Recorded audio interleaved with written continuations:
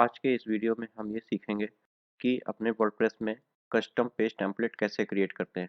Custom page template क्या होता है कि जैसे आपने कोई टेम्पलेट बनाया, एचटीएमएल बनाया, आपको उसको अपने वर्डप्रेस में एज ए पेज कॉल कराना है या अपने पेज में इंक्लूड कराना है, तो कैसे उसको करेंगे। तो बेसिकली क्या होता है, जब वर्डप्रेस में आप काम करते हो तो जो जब कोई भी पेज क्रिएट करते हो तो उसका जो बाय डिफ़ॉल्ट टेम्पलेट होता है ब्लैंक पेज का, ठीक है ना? यहाँ पर जो डिफ़ॉल्ट टेम्पलेट होता है उसका जो स्ट्रक्चर होता है, जैसे कमिंग सून पेज है, Elementor full with home page, ठीक है ना?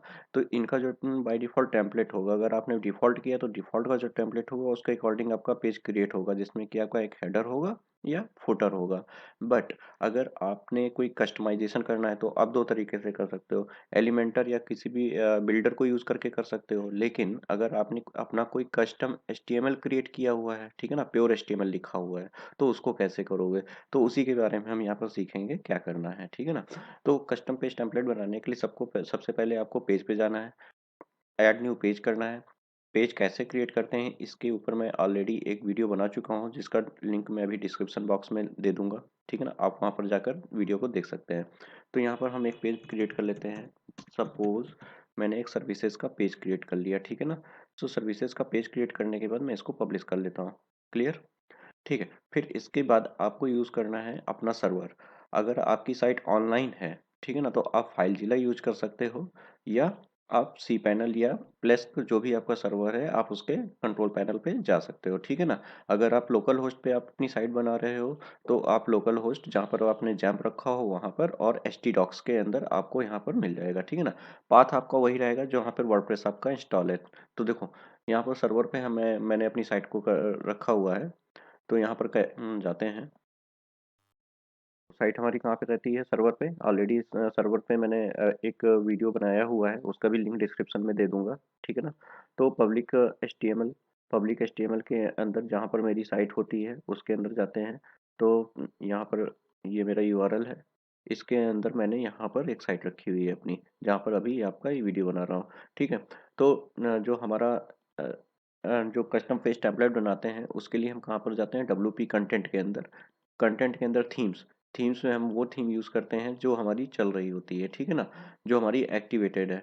तो हमारी हमने पहले बताया कि हमारी थीम यहाँ पर देखो, एक्स्ट्रा मार्ट फ्यूरी चल 24 बाय डिफ़ॉल्ट थीम है, जो मैं यूज़ कर रहा हूँ वो मार्ट फ्यूरी है, ठीक है ना? तो हमें कस्टम पेज टेम्पलेट जो टेम्पलेट क्रिएट करेंगे, वो हमेशा थीम फ़ोल्डर के अंदर उस थीम के अंदर करेंगे जो हमारी थीम आपके वर्डप्रेस में करंटली एक्टिवेटेड है, ओके?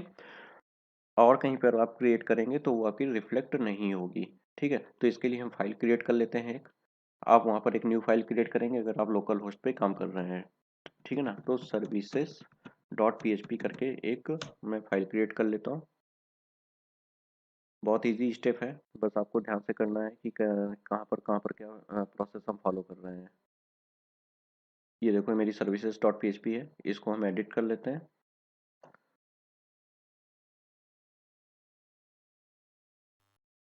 आपको यहाँ पर ध्यान देने वाला है कि यहाँ पर आपको लिखना क्या-क्या है, ठीक है ना? तो यहाँ पर हम पीएचपी टैग ओपन कर लेते हैं, पीएचपी स्पेस, ठीक है ना? यहाँ पर एक कमेंट लिखते हैं, यहाँ पर लिखते हैं टेम्पलेट। ये बहुत इंपॉर्टेंट है, आपको बिल्कुल इसी तरीके से लिखना है, ठीक है ना?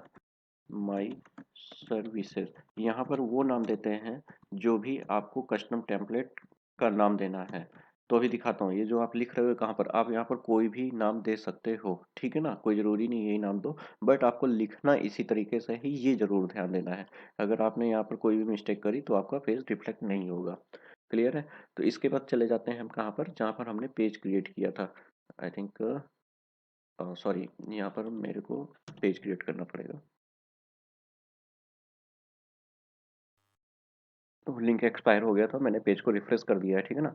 तो अभी देखो, मेरा जो पेज मैंने बनाया था सर्विसेज के नाम से, वो हमारा सर्विसेज का पेज आ गया, ठीक है ना? अब जो मैंने कस्टम टेम्पलेट बनाई हुई है, तो इसको मैं एक पेज को रिफ्रेश कर फिर से, और उसका टेम्पलेट को देखता हूँ यहाँ पर रिफ्लेक्ट हुई है या नहीं।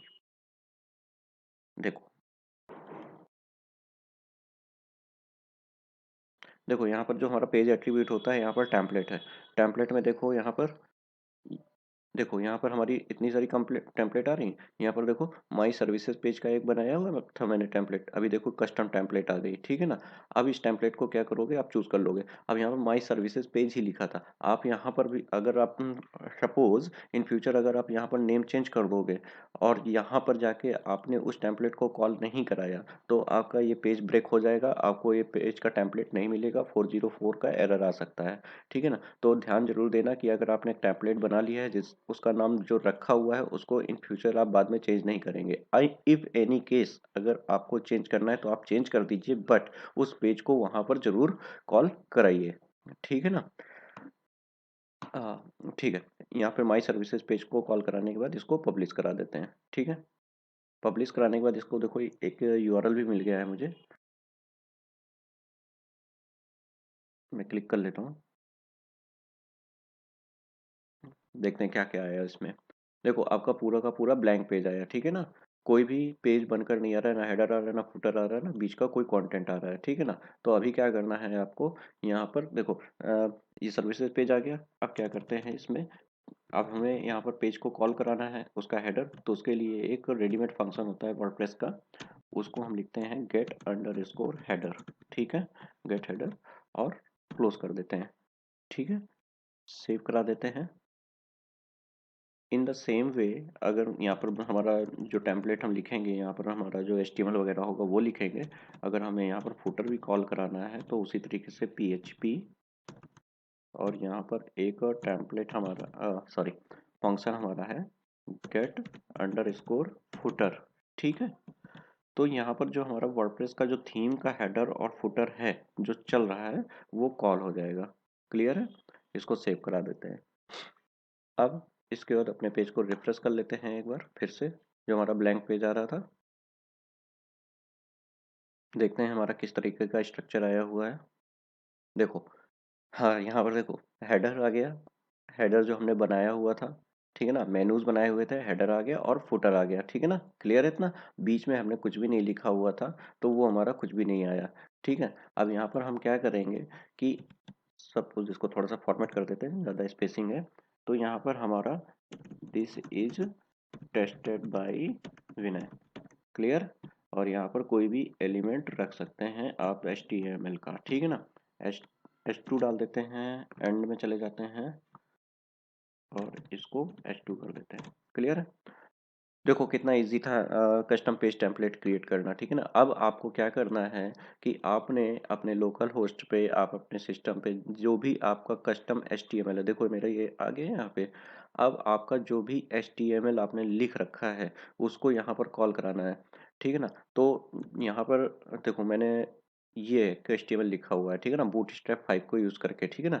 तो बूटस्ट्रैप का यूज़ है यहाँ पर, तो हम इसको क्या करते हैं, हमने ये बनाया हुआ है आपको केवल समझाने के लिए, कोई पेज नहीं है, बट एक सेक्शन मैंने क्रिएट कर दिया है कि कैसे आपका चलेगा, ठीक है ना। आप अपना जो भी HTML लिखोगे वो वहाँ पर कॉल होगा। इस वीडियो में हम ज़्यादा एक्सप्लेनेशन नहीं दे पाएंगे, तो इसके लिए मैंने क्या किया हुआ है कि जो भी CSS JS या इमेजेस यूज़ करेंगे वो सारी की सारी मैंने CDN के फॉर्मेट में यूज़ करी हुई हैं, ठीक है। CDN मतलब ऑनलाइन यूज़ करी हुई हैं, अपने फाइल में नहीं, अपने फोल्डर में या थीम में नहीं इंक्लूड कराई हैं। सो जो नेक्स्ट वीडियो होगा उसमें मैं ये एक्सप्लेन करूँगा कि जो आपकी CSS फाइल है उसको अपने फ़ोल्डर में थीम वाले फ़ोल्डर में इंक्लूड कैसे कराना है और देन आपको HTML कैसे लगाना है, ठीक है ना? ये पूरा एक नेक्स्ट वीडियो मेरा होगा, ठीक है? तो अभी क्या करते हैं कि हम इसी HTML को पूरा का पूरा कॉपी कर लेते हैं, जो सर्विसेज़ वाला पेज है। अभी मैंने इसमें ऑनलाइन CSS, JS सब यूज़ किया हुआ है, ठीक है ना? इसको हम पेस्ट कर देते हैं और स सेव चेंजेस कर देते हैं। अब देखते हैं हमारा पेज कैसा बना, ठीक है ना? अभी देखो इतना आ रहा था, हेडर फुटर कॉल हो गया। अब इसका सेक्शन हमें कॉल कराना है जिसके लिए मैंने कस्टम HTML लिख दिया था, जो ये देखो यहाँ पर हमारा क्या है, ये तो हमारा सेटिंग्स है, जो हमारा थीम का सेटिंग है ना, वहाँ से ये गायब हो जाएगा। जो हमारा पेज का टाइटल कॉल होता है ना, तो ये कॉल हो जाए, ये जो थीम है उससे हमारा गायब हो जाएगा। उसमें कस्टमाइज में ऑप्शन होता है, कई सारी थीम में ये आएगा, कई सारी थीम में नहीं आएगा, तो डोंट वरी अबाउट दैट। तो हमारा देखो जो हमने पेज क्रिएट किया था बिल्कुल उसी तरीके का आया यहाँ पर, ठीक है। और यहाँ पर फुटर लग के आ गया। तो इस तरीके से आप कोई भी कस्टम पेज टेम्पलेट क्रिएट कर सकते हो, ठीक है ना।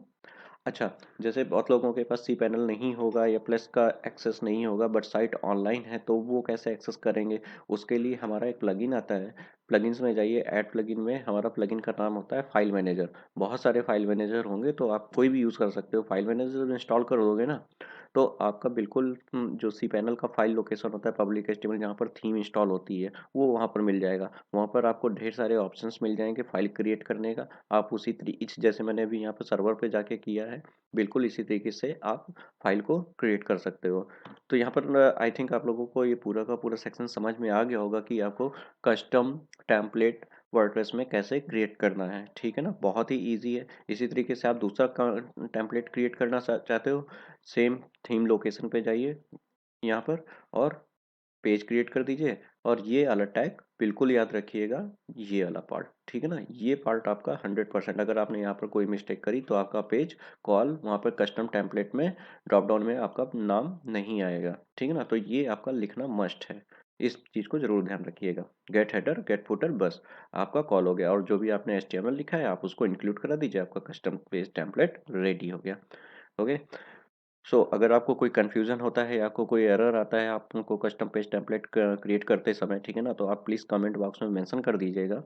अगर आपको ये वीडियो पसंद आया तो प्लीज़ एक बार लाइक एंड शेयर ज़रूर कर दीजिएगा और आपने अभी तक अगर आपने चैनल को सब्सक्राइब नहीं किया है तो एक बार प्लीज़ सब्सक्राइब कर दीजिएगा। थैंक यू सो मच, मिलते हैं नेक्स्ट वीडियो में।